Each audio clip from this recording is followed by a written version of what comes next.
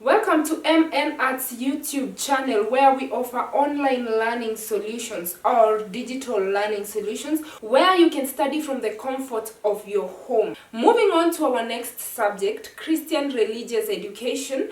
Based on the Kenyan system of education, the next lesson is the introduction to Christian religious education. Moving on to the 7th lesson of our Christian religious education Form 1 classes, we are talking about the second creation account, and here we will look at the second creation account, the differences between the first and the second creation account, and then lastly the attributes of God that we learn from both creation accounts. You're welcome.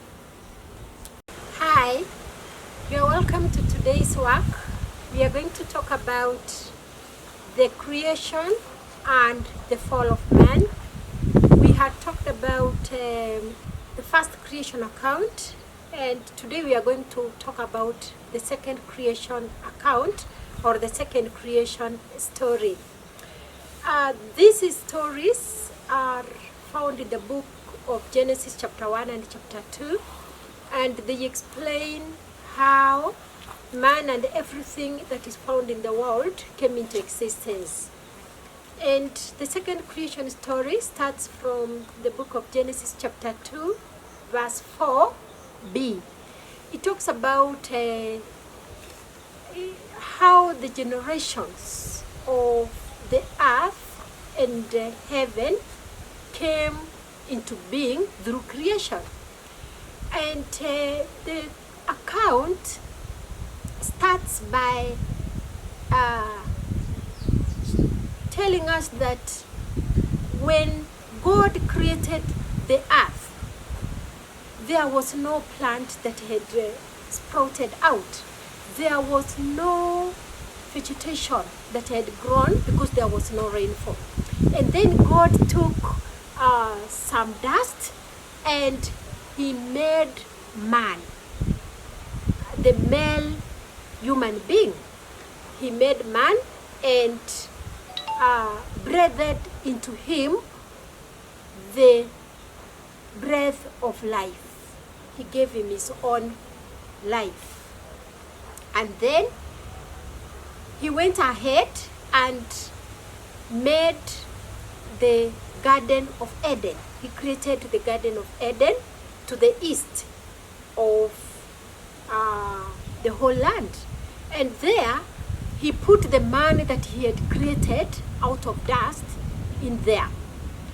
Then in that garden he created the river. There was a river that was flowing in that garden, and the river divided into 4. The 4 rivers that were flowing in the garden, they included the river of Tigris, the river of Euphrates, and the other rivers were, the 2 rivers were Gihon and Bishon, and the rivers were Tigris, Euphrates, Bishon, and Gihon. And these rivers were flowing in the Garden of Eden. In the Garden of Eden, God then made all plants to grow. He made plants to grow, those that were pleasant to the eye, and those that were for food. He planted them in the Garden of Eden. Then he brought the man to the garden and he showed him the plants that he had planted in the Garden of Eden. God created pleasant looking plants and plants for food in the Garden of Eden. And he also planted the tree of life, and in the midst of the garden he planted the tree of knowledge of good and evil.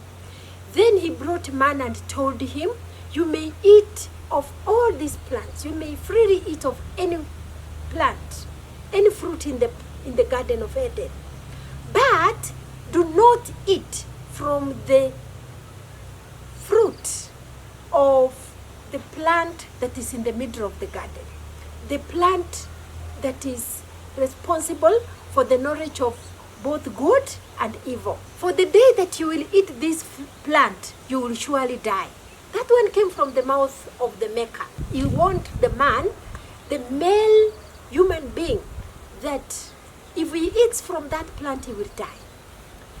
Then God saw that man was, it was not good that man was alone. So he took time and he created animals. He created the birds of the air. When he finished creating them all, he brought the animals and the birds to man. And then he told man to name them, give them the names. So you see, man is being involved in the creation work. And then man named all the animals. He gave them names. This work might have taken some time. He named the elephants, he named the cows, all the domestic and wild animals, he gave them their respective names. And the names that he gave, the Bible is clear that the names that Adam gave, the first man gave to the animals, are still in use today. And now, man did not find a suitable partner from the animals. Then God made the man to sleep, have a deep sleep. And he took a rib from the man and he made the woman out of it. And then he brought the woman to the man. And the man looked at the woman and he said, wow, bone of my own bone and flesh from my own flesh. And God then blessed them, and he, from then, that's why we have the man and the woman, they leave their parents and they cling to each other and they form a family. So marriage has got a basis in the creation story. And then now we look at the differences between the first creation story and the second creation story. We look at the first difference, and we are saying that in the first creation account, days are mentioned. The first day, the second day, the third day. Like for the first day, God created the light and they separated it from darkness. In the second creation account, days are not mentioned. Work is done and there is no mention of days. There is order, a lot of order in the work that is done in the first creation account. The second creation account, there is no order that we are finding there. The third difference is that in the first creation account, both man and woman were created at the same time. They were created both on the sixth day. God created male and female. God created both him and she, He created the two at the same time on the same day. What do we see in the second creation account? Man is created first before anything else is created. Not even a plant, not even an animal, you see? And woman is brought in the last, even after all the animals have been brought here. Even after all the insects, you see, woman comes the last here to this world. The woman was brought in as to give company to the man. So there is the difference there. Another difference that we have is that in the first creation account, both man and woman were created for procreation. Yeah. Multiply and fill the earth. That is the main purpose of both man and woman being here. The second creation account, the woman is brought in, not for procreation, but for the purposes of giving company to the man who was lonely. You see, now there is that difference that we are seeing. Another difference is that in the first creation account, the heavenly bodies are mentioned. The sun, the moon, the two large heavenly bodies, and the stars. The sun was to rule over the day. The moon and the stars were to rule over the night. The sun was to be responsible for the times and signs and the seasons. And now in the second creation account, there is no mention of the sun. There is no mention of the moon. No stars are mentioned. We see them today. We don't know where they came from. You see? That is another difference. Another difference is that in the second creation account, rivers are mentioned. The river of Euphrates, the river of Pishon, the river of Tigris. There is this river of Pishon where there were precious stones, like we have gold there is mentioned. That story is not mentioned in the first creation account. The rivers that we have here, very big rivers in our earth, River Mississippi, the Rhine River in Europe, Mississippi is in Canada, in the America, you see. We have River Tana here in Kenya. All these rivers, we don't have any mention of them. So in the first creation account, they are not mentioned. The second creation account, the rivers are very well mentioned. Very good. We also talk about another difference that we have is about in the second creation account, we have God mentioning the fruit of life and the fruit of knowledge, the knowledge of both good and evil. They are mentioned, and man is told to eat all the fruits. He can freely eat them, but he is not supposed to eat from that fruit which is found in the middle of the garden, the fruit of knowledge of good and evil. In the first creation account, nothing of that sort is talked about. God did not speak about the fruit of knowledge, the fruit of good and evil, so they are not mentioned. Actually, evil is not talked about in the first creation account. But in the second creation story, evil is mentioned. There is a hint that there could be something. Evil is talked about. So, yes. Another difference is about the work that God is doing. In the first creation story, God was very careful to assess his own work. After he has finished working, he could look back and see that the work that he has done is wonderful, is good. So every day he could finish and he could see that the work is good. In the second creation story, we don't have the mention of assessment. God could work, finish his work, and move on. You see, no assessment of work is mentioned. That is another difference that we have.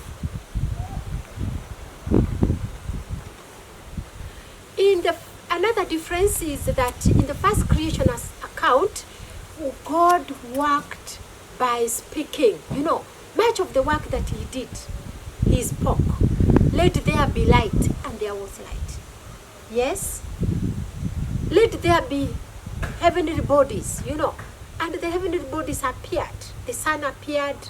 Yes, the larger heavenly body, source of light, appeared, Let there be plants, and plants grew from the ground. You see, that is on the third day.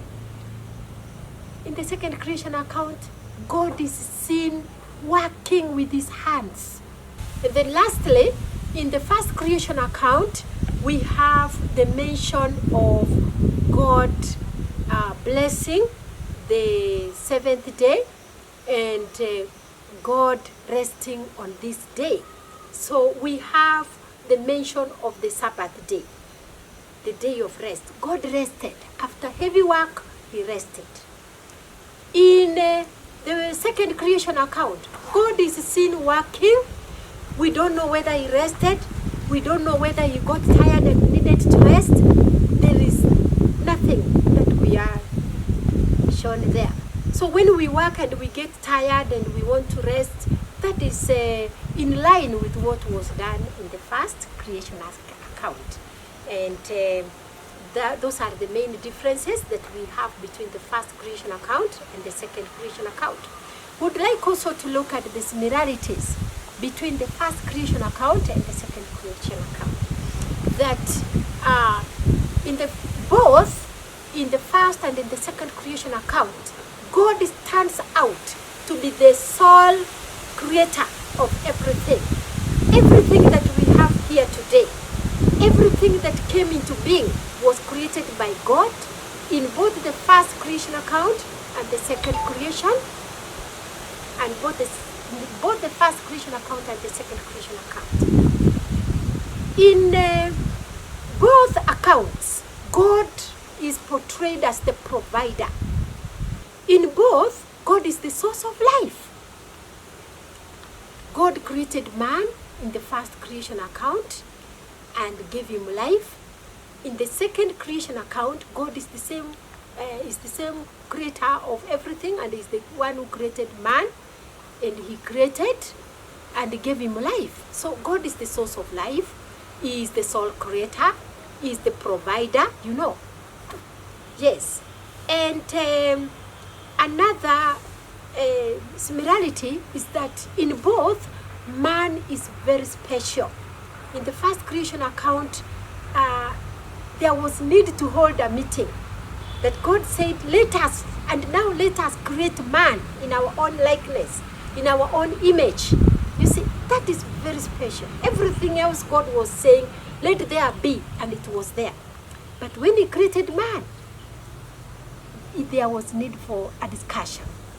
Very special. So man is portrayed here as a special creature. In the second creation account, God created man and he gave him a special partner, a special companion, you see.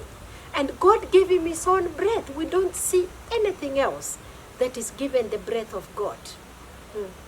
And God put him in charge of the Garden of Eden. He told him to till it and keep it.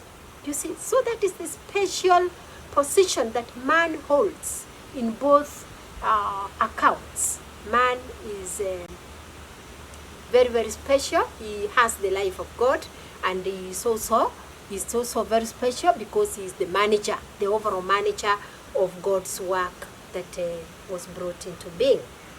Now, we would like to move down and we look at the attributes of God.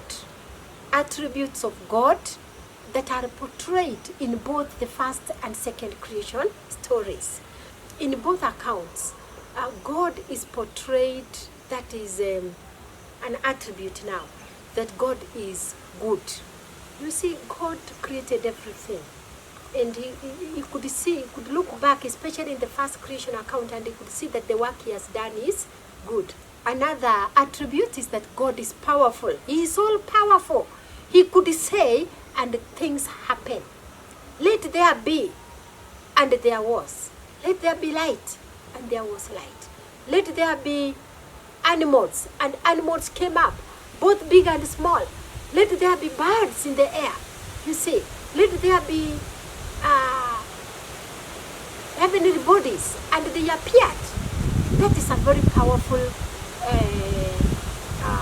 being. We also have God being seen as being everywhere, omniscient. God is being seen everywhere. Like in the first creation account, we see the Spirit of God hovering over the water. You see, so God was everywhere. Another attribute that we see is that God is a spirit. That the Spirit of God was moving over the waters. So God himself was a spirit. God is portrayed as being orderly. You see, in the first creation account, he could do one work, finish, and then start another one. The first day, it's over. The second day, it is over. Orderliness. God is a God of order. He's a God of order. Then another one is, another attribute is that God is holy. In this case,